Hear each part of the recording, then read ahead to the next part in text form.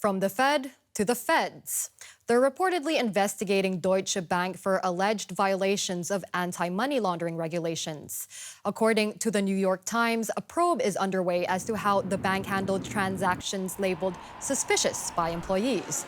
They include some linked to Donald Trump's key advisor and son-in-law Jared Kushner. A former employee told the newspaper that the bank failed to file a report with the US Treasury, even though she flagged some questionable activities surrounding Kushner's company account back in 2016. Daniel Kopp joins us from Frankfurt. So this is more bad news for Deutsche Bank. Can you tell us more about the transactions being examined in the probe?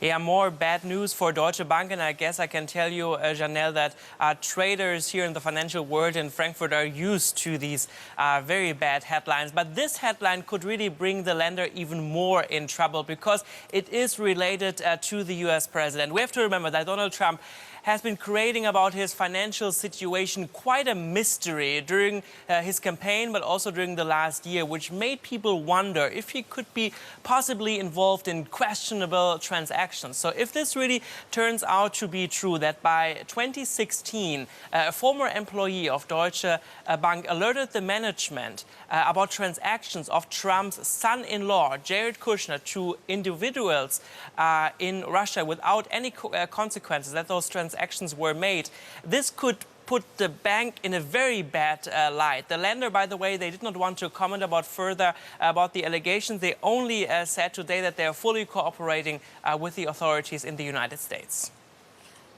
And how have investors reacted? Do they still react to these kinds of headlines from Deutsche Bank?